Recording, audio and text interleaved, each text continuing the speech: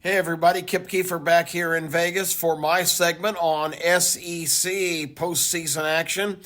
I'm going to talk about games that are coming up over the next week or so, and we're not going to feature the games on the 31st of December, that being the Sugar Bowl and the Georgia Ohio State game.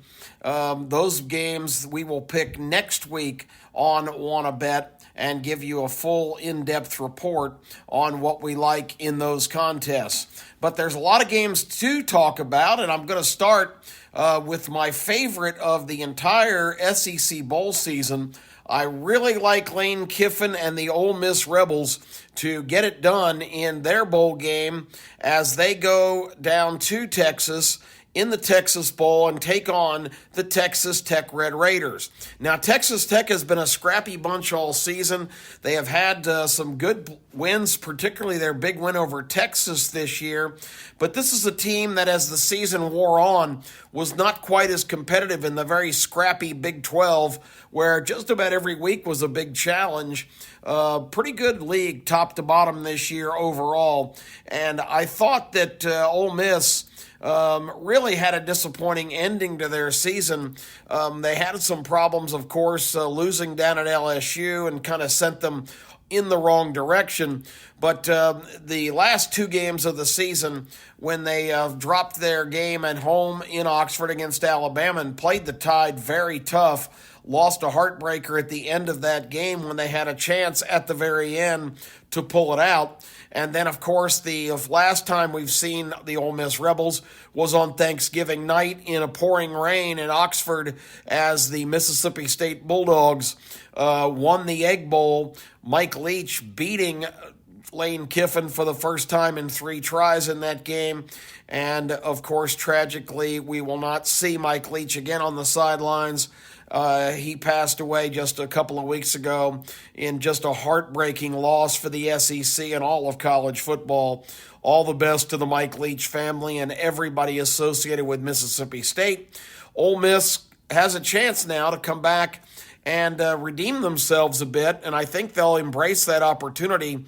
They were number 9 in the country very late in the season and then dropped completely out of the top 25 with those last 2 defeats. So I look for the Ole Miss team and freshman of the year Quinshon Judkins to really have a big game against the Red Raiders. Ole Miss is a 3.5-point favorite, and I think Jackson Dart, the quarterback, and an inspired Ole Miss defense will hold the Red Raiders down. I like Ole Miss big time in that bowl game, the Texas Bowl, early in the week. Let's look at some of the other really favorable matchups for the SEC. One of those is going to be in Orlando. I really, really like the LSU Tigers, even though they're a 14-point favorite in their game against Purdue. Purdue's head coach, Jeff Brom, has left to go back to his alma mater, Louisville. So they're in a little bit of flux there in terms of the coaching situation. Purdue is a 4-loss team. They lost to Michigan in the Big Ten championship game, but they really don't have anything that you could really consider a signature win. I just don't think this is a very good football team. I think LSU was surging at the end of the year, and even though Georgia clobbered them 50-30 in the SEC championship game, you've got to give LSU's offense a lot of credit. They had more success against Georgia than virtually any other team all season. So LSU hitting on a lot of cylinders. We can excuse that disappointing loss at Texas A&M at the end of the season. They were clearly looking ahead to their trip to Atlanta and the big game in the SEC championship, which they already had locked up. But I like what I've seen from their quarterback Daniels and the backup quarterback Nussmeier, who also played valiantly in the Georgia game. And the LSU defense, although we're taken advantage of by the Bulldogs, just had kind of a tough game. I really think the Tigers are going to outclass Purdue, and I am going to do something that I don't like doing if you've listened to the show a lot this year. I don't like giving double digits in any game, but I'm going to surrender the 14 because I think LSU is going to badly outclass Purdue. Another game, Mississippi State. We talked about the loss of Mike Leach. The Mississippi State team looks like they're very inspired to go to Tampa and play a mediocre Illinois squad.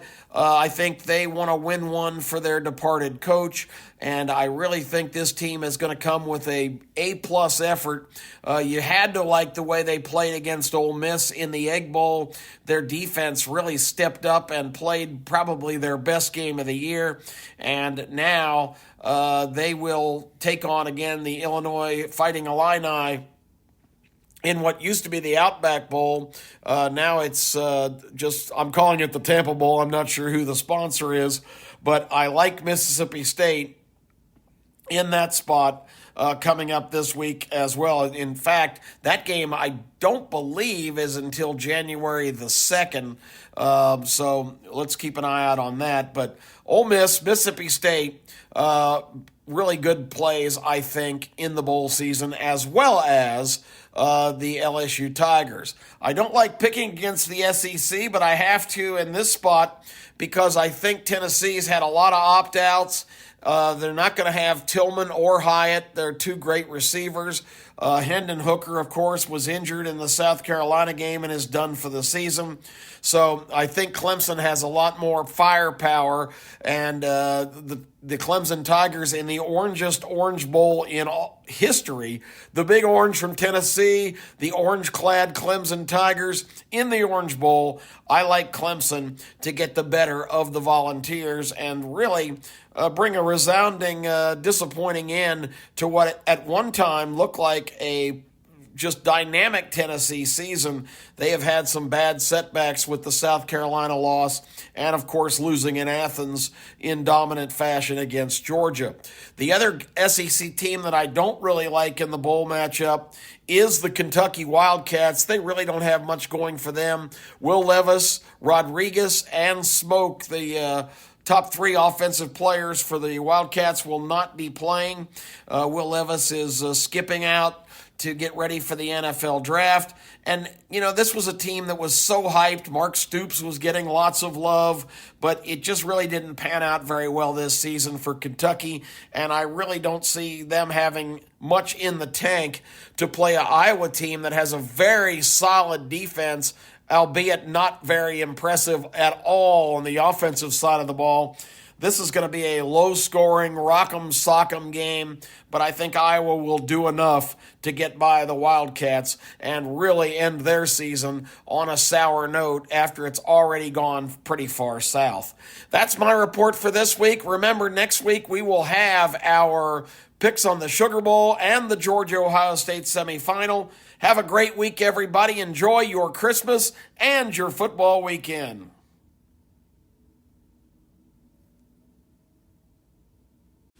Hey, it's Kip Keefer here for another week of my best bets on Wanna Bet. Going to try to not have much fluff this week, just a little futures discussion, 3 bowl plays for the next week, and 4 plays on the NFL Week 16 slate as we go into this holiday weekend.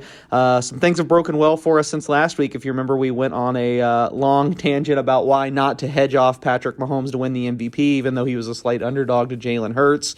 Now those markets have shifted wildly, with it looking like Jalen Hurts is going to miss 1, if not 2 games. Mahomes is a big favorite, so I still think we had the right strategy not to hedge off. I think Mahomes has been the most valuable player in the NFL, so I was willing to let that ride, but certainly helps with some luck breaks in your way as well. I wanted to talk briefly about the second biggest NFL award this week. On the show earlier in the year, I gave out Nick Bosa at 7-1 to win the Defensive Player of the Year. And what do you know? And now we are in a great situation all of a sudden with the 49ers defense coming on. He is now the odds-on favorite, about minus 120. He has overtaken Micah Parsons. However, this is kind of the opposite case of the MVP last week. I actually, if you joined me and got some of that Bosa 7-1 midseason, I would not mind hedging a little bit back on Micah Parsons here. You can get Parsons at about even money. He has not been as good the last month. I think this Bosa is clearly in the lead right now, but it's so close that I feel like whoever has some of the bigger games here in the last 3 weeks is going to win. I really do think it is a two-horse race, so to speak, between those two guys. So Parsons at even money if you want to protect your investment. If you made a bigger bet like I did on Bosa, I don't think that's a bad idea, especially the Cowboys have a primetime game this weekend coming up with the Eagles. Sitting with only a Bosa ticket, I'd be a little bit worried about what Parsons could do. So it really is just situational when it comes down to these hedging and what you want to do. But I think this is one where you can lock in a profit. You can have both the guys that could win. Hopefully you join me on that Nick Bosa bet. But let's get on to college football, where we started the bowl season going 2-1 last week. And man, I feel like I was robbed of a 3-0. Boise State was so much better than North Texas, but just a dumb game plan, some really stupid mistakes, late touchdown to not cover there. But 2-1, so we're 2 games above 500 on the year. It's been an up and down year, so we'll take that. Let's start on Christmas Eve, the Hawaii Bowl. I feel like this is the real Degenerates Bowl game. If you're betting this game on Christmas Eve, and take from this what you will, but I feel like I have a bet on this game every year, and I'm going to again here. And you can actually get a better number than I did. I bet San Diego State -7 against Middle Tennessee. It is now down to 6.5. I don't really get that movement. I think under a touchdown, the Aztecs are a pretty clear play. The Aztecs have a long, struggling offense. They haven't been able to figure out their offense for years, despite being one of the best teams in the Mountain West. But it really seemed like towards the end of the year, they got a new quarterback in there, and it seemed like they were trending in the right direction. Defensively, they're always great. Middle Tennessee had that big upset over Miami, but otherwise, struggled against some terrible teams. San Diego State has a time zone advantage. It's a relatively short flight from San Diego to Hawaii, at least from Middle Tennessee. So I like San Diego State -6.5 there. Next, let's go to the Military Bowl. Duke hosting UCF. You can still get Duke -3. Duke was one of the best teams in the nation to bet against the spread this year. Mike Elko, their new coach, should be considered a Coach of the Year candidate for how much he did with so little there. And I think this is a good spot for them. UCF, you kind of have to guess right now, but it looks like John Reese Plumlee, their quarterback's not going to play. They're going to be down to their third quarterback because Mikey Keene's already in the transfer portal.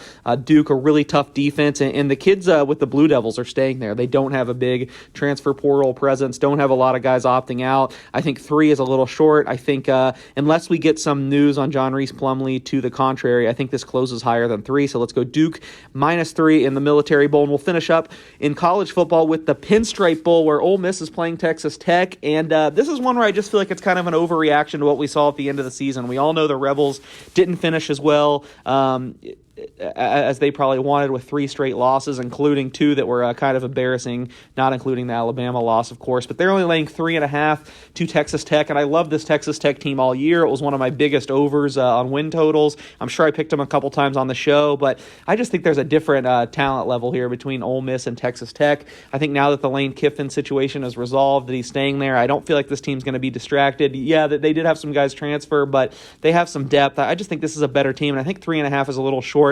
If they play before that Alabama game where Ole Miss played Alabama, what's Ole Miss in this game? You could probably even convince me they're like a 10-point favorite. I'd say at least 7.5. So I think because of the recency bias, you're getting a little bit of a discount here on Ole Miss. I will lay the 3.5. So it's Duke -3, Ole Miss -3.5, San Diego State -6.5. Let's get to the NFL next, where unfortunately went 1-2 last week, but still 5 games over 500 for the year, still doing well on the NFL, and excited for this week's games. One thing to watch, looks like it's going to be a record-breaking slate in terms of games that are played in freezing temperatures. The entire eastern United States, it looks like it's not good conditions there, so bundle up. I think that's something you got to keep in mind when you're looking at these games. And with that being said, that's why I'm going to start with New England +3. Pretty disappointing. This was 3.5 and 4 all week. Hopefully you got that. But I still think I would take the Patriots at +3. This team is just super built for these cold weather games. They're playing Cincinnati, who also has played well in cold weather. But I just think this is going to be windy, cold, super low scoring, so the points are valuable. The Patriots, of course, had that terrible collapse last week here in Las Vegas on the final play of the game, the latter collateral, but how many times have we seen the Patriots under Bill Belichick bounce back from a really bad performance? And defensively, this is one of the best teams in the league. Their problem is they cannot throw the ball. They have no passing game at all. I think it's going to be too windy, too cold for that even to matter.